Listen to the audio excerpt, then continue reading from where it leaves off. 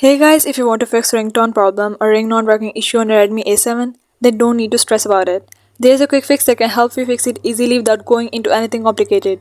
If this made things easier for you, do support the video by liking it and don't forget to subscribe for more simple fixes. Alright, let's fix it.